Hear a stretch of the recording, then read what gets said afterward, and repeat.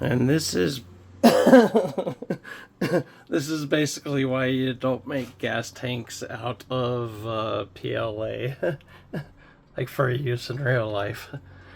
These were the first prototype samples that I built for my company, where I mocked up a full size gas tank, and I've had them just sitting out here in my sunroom, and as you can tell on that one has gotten a little bit how should we say, relaxed. It should look much closer to this, but even this guy is starting to bend. Just being out here in the hot sunroom, this thing probably reaches 120 degrees on a regular basis. But yeah, these are what started it all. These are the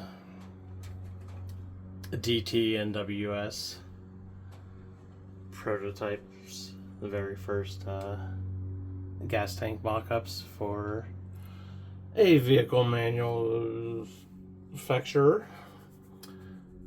And I'll just leave it at that for now.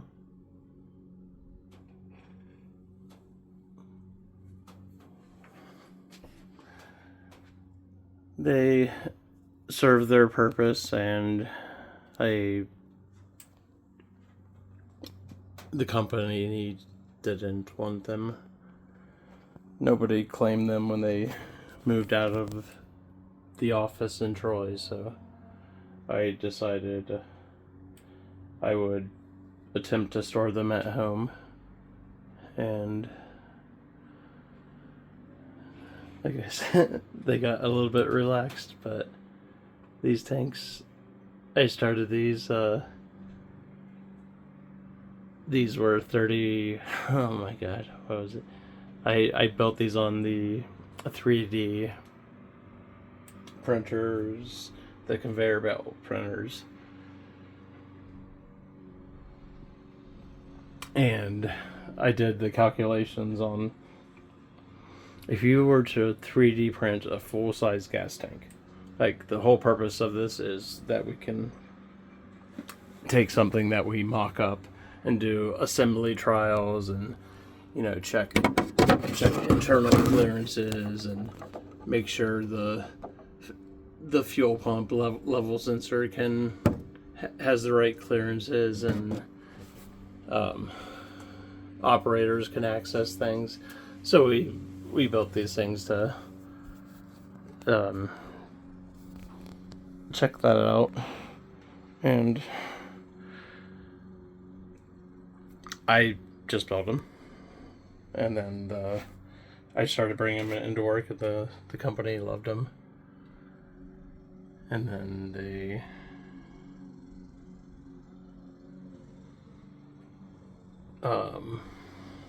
said, we need a business checking account to pay. And so I'm like, that's when I started up Starfish.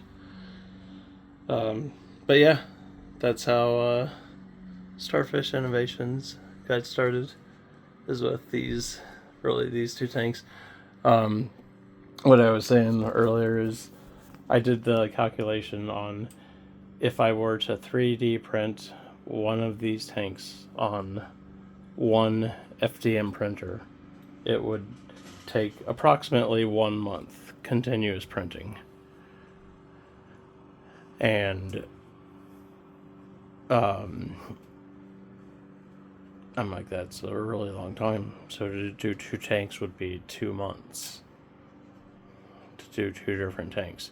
And what I did is I built them modularly. So each of the sections is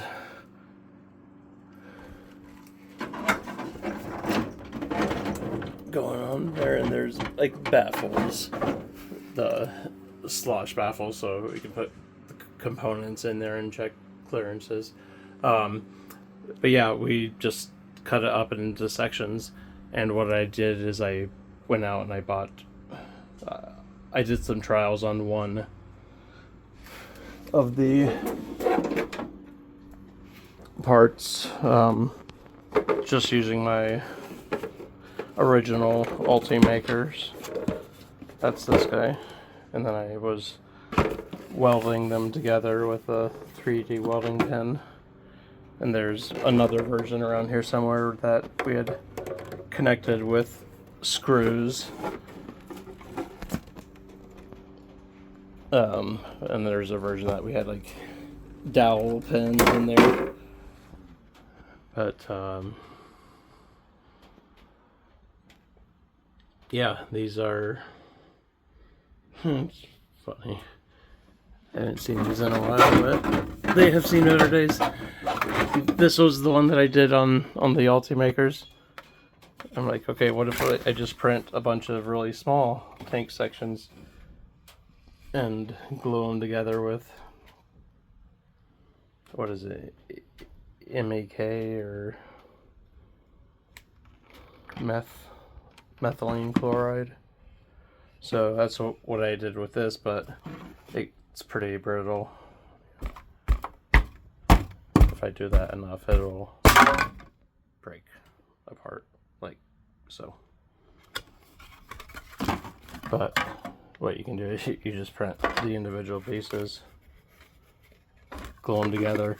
But then also when you're assembling it, all of that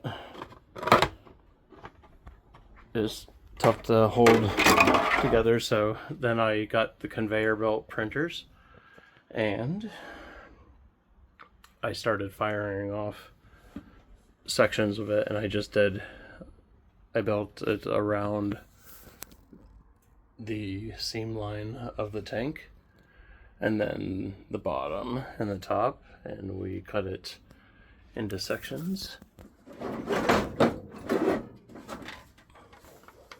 And I just printed out a couple sections, and after I got this tuned on one printer, there, you can put the fill component on. We put some of the valves in there, like all of the actual components that would be used, and I made some little, there they are, the H clips. That was Heather helped me with those. Those are named after her, the Heather clips. But we just made these to put the tank sections together so you could quickly snap them together. And basically what I did is the tank that was going to take 30 days to print, by cutting it into sections and printing it on 4 different printers, you cut it down to basically 1 week. So you can print an entire tank in a week. And it's PLA, so it's not super expensive material. And but for purposes of good assembly fit clearance checks, people loved it. And I started bringing the parts in to work, and like I said, management loved it, and I'm like, okay, so I've put a bunch of money into these printers now. Any way I could possibly get paid for this. And Starfish Innovations got born and became actually a approved supplier for this customer.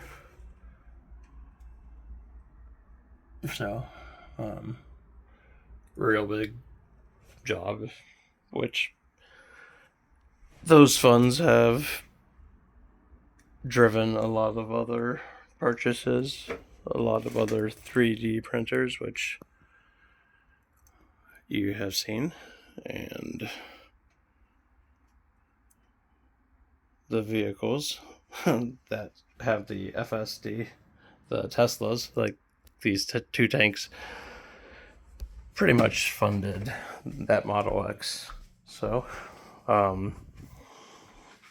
3D printing, it can pay off.